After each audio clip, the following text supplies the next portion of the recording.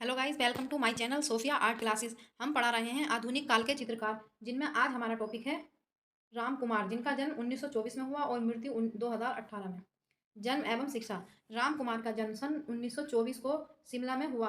आपने दिल्ली विश्वविद्यालय से अर्थशास्त्र में एमए किया और सन 1950 से 52 तक पेरिस में की शिक्षा और सन 1970 में अमेरिका की ही यात्रा की।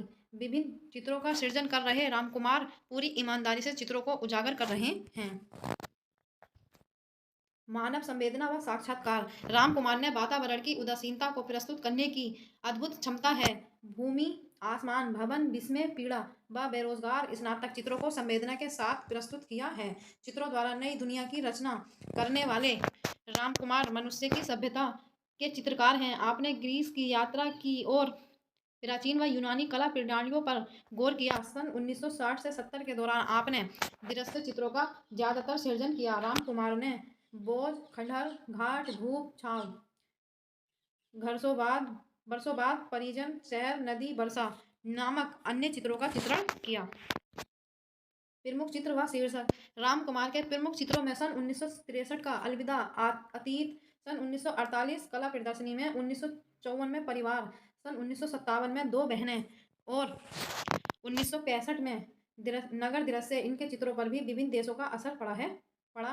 पुरस्कार। आपको सन 1956 से 58 तक ललित कला अकादमी पुरस्कार दिया गया। सन 1957 में मुंबई आर्ट सोसाइटी और सन 1958 में एकेडमी आर्ट्स द्वारा सम्मानित किया गया। सन 1972 में पद्मश्री पुरस्कार की उपाधि मिली। प्रदर्शनी। इनकी प्रथम प्रदर्शनी सन 1948 में शिमला में हुई और 1949 से 86 के दौरान अनेक प्रदर्शन हुई, जिनमें कोलकाता, दिल्ली, मुंबई, चेन्नई प्रमुख हैं। कहानीकार। रामकुमार चित्र होने के साथ एक कहानीकार भी हैं। उनके 5 कहानी संग्रह छप चुके हैं।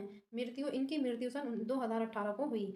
अगले राइटर हैं धनराज भगत, जिनका जन्म 1917 में हुआ और मृत्यु 1988 में हुई। जन्म व कला शिक्षा। धनराज का जन्म सन 1917 को हुआ। आपने लाहौर के मेयो कॉलेज से मूर्ति कला में डिप्लोमा प्राप्त किया और वहीं पर अध्ययन कार्य की शुरुआत की। भारत सरकार के पब्लिक वर्क्स स्टूडियो में आपने कुछ समय तक कार्य किया और दिल्ली कॉलेज में मूर्ति कला के अध्यक्ष रहे। प्रदर्शनी व पुरस्कार। सन 1937 में इन्होंने देश विदेश की कई प्रदर्शनियों में भाग लिया और सन 1947 से 48 में लंदन व सन 1956 में यूरोप की कला प्रदर्शनी में भाग लिया। इन्हें कई वर्षों तक लगातार पुरस्कार मिलते रहे। चित्रकला से मूर्तिकला की ओर अग्रसर। इनका झुकाव चित्रकला की ही तरफ था, किंतु धीरे धीरे चित्रों का निर्माण सहज कैतूहल मूर्ति शिल्प में आकार पुष्ट हुआ। घोड़े की नालबंदी एक सुंदर मूर्ति शिल्प है। प्रमुख मूर्ति शिल्प peacock, pigeon cock, bird, head of gull आदि हैं। अगले चित्रकार हैं शंखो चौधरी, जिनका जन्म 1916 में हुआ और मृत्यु 2006 में। जीवन परिचय। चौधरी का जन्म संथाल परिवार में परगना, बिहार में सन 1916 ईस्वी में हुआ। कोलकाता विश्वविद्यालय से स्नातक के पश्चात चौधरी ने शांति निकेतन से फाइन आर्ट्स में डिप्लोमा किया। बचपन से ही इन्हें चित्रकला के साथ मूर्ति कला में भी रुचि थी। शंखो सन 1946 से ही मूर्ति शिल्प में कार्य कर रहे हैं। सन 1948 में इन्हें भारत सरकार से अनुदान प्राप्त हुआ।